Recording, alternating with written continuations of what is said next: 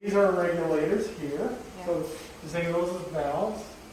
And so you can, in the lab activities, one of the things you're going to do is see how the balance flows. When you design a ventilation system, you want to flush the area a certain frequency. And so you want to adjust these to get the flushing that you want in every part of the mine. So those are essentially just valves? Yeah, that's all they are, valves. So this one is for here and here, and then this is for both of them. Okay. So if you look at them on the inside, it's basically opening, expanding, or dilating, and that's how you control your flow. Because obviously as you close it down, it increases the flow, right? Because it has a smaller opening to travel through. Right.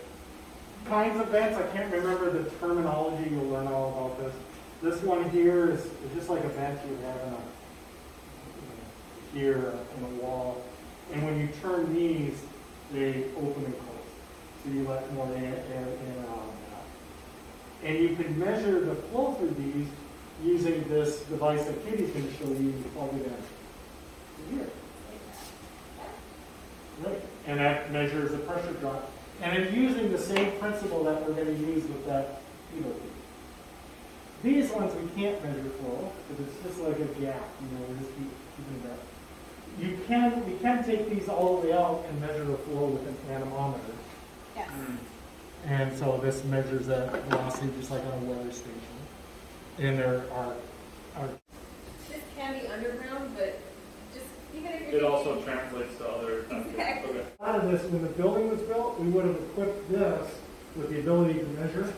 Because Right. this stuff is the same stuff. That's just a bigger this, Right. all of the active workings in our mind, right? This is called a split here. And basically, in the lab, we're pretending that we have two active workings, right? One that comes here. This is where guys are working, and girls. And then this one splits off here, and it delivers air here. And you can make it as elaborate or as simple as you need, based on what your mind wants. Some basic principles. This side here is your intake side. Or if you're underground and you've got to get air circulating because you're running diesel equipment down there and you've got to get all that gross, dirty air back out to the surface, you're going to have something called a return. But we're going to call this intake. In the real world, these fans can be massive. They can be 20 feet in diameter, right? We have a little tiny one. So, we've got two controls for this unit. Power, and then this will actually control how fast we get with the fan, right? Pretty straightforward. I'm gonna put your dosimeter down there. Ready?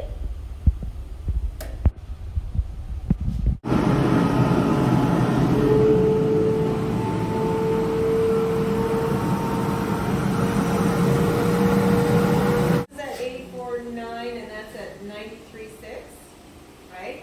Yep. So if you were looking from an enforcement perspective, those would be noises that were high, that would be high enough that you need hearing protection.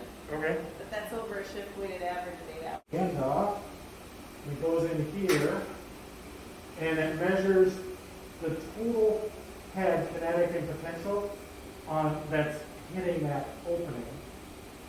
And then you take a tube and you put it, these tubes are short, so you need to make them longer. What?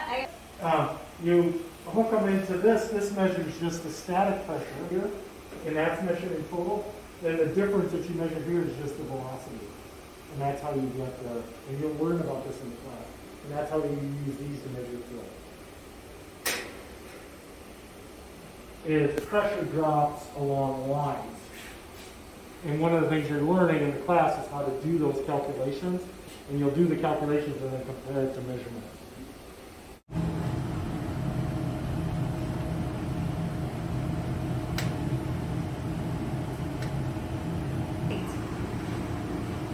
Do you want to try playing with the regulator? Yeah, I can do it. See if it changes, so you can get it to drop 0.08 or go up?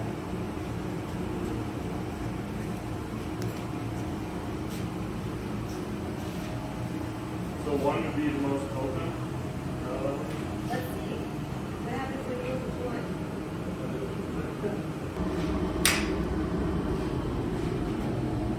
Going up or down?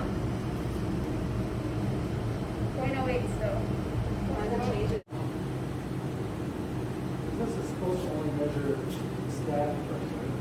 Okay, And then put this, whatever this one is, put this one on okay. Which one? there. So that I think is true static, and then that's true total. It should be just getting the velocity part. And then you would use these devices. So these are all calculated out and graphed out so that you take your measured pressure loss and the length of the pipe and the duct size, and you get them all to match up. And then after that, you can read your flow.